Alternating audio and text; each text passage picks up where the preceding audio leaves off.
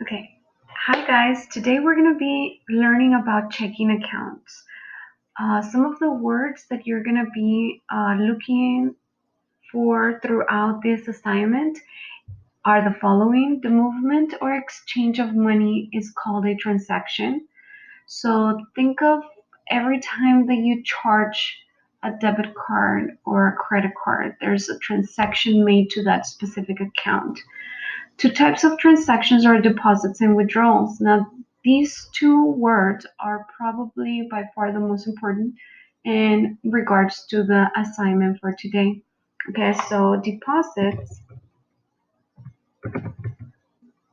will be an additional amount of money added to your balance. Okay, so deposits, we're going to relate them to something green, and that's going to be more money for you. Okay, now withdrawals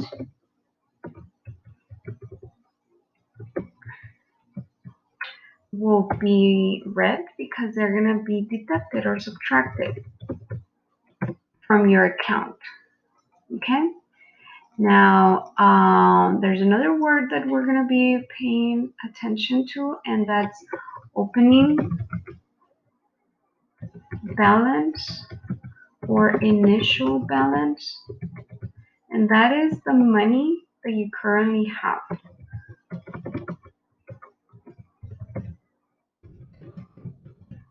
Okay, so on the money that you currently have, you can either add if it's in regards to deposit or subtract if you're withdrawing. Okay. When money is moved from account to account, we call it transfer. Okay, so it's kind of like when you have a family member living out of town and they're in need of money, so they ask your parents to make a transfer.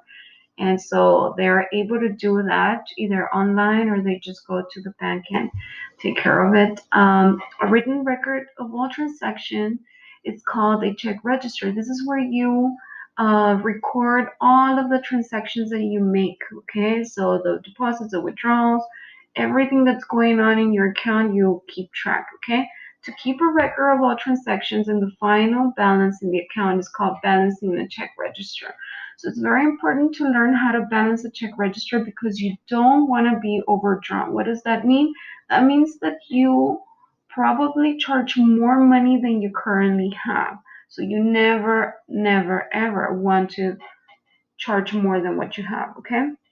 Now, example number one. Here we have Zachary's initial balance in his checking account is $998 with 94 cents on May the 1st.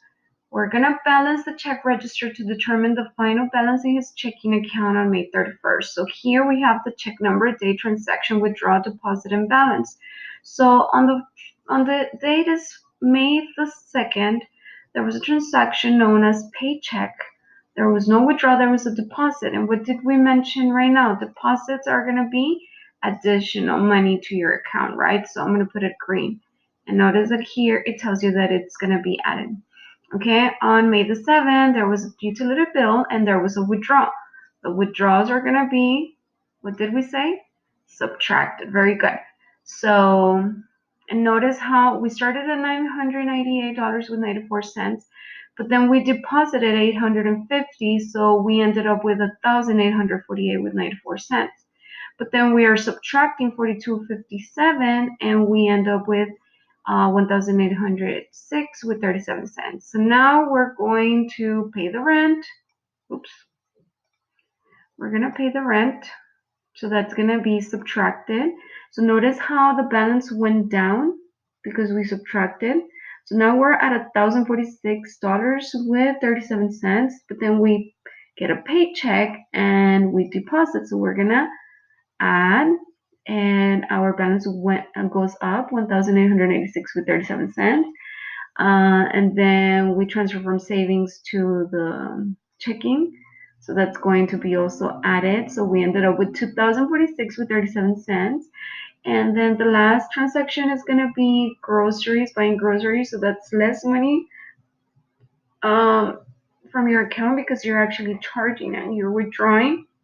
That will be known as subtraction. So notice that he ends up with 1,900.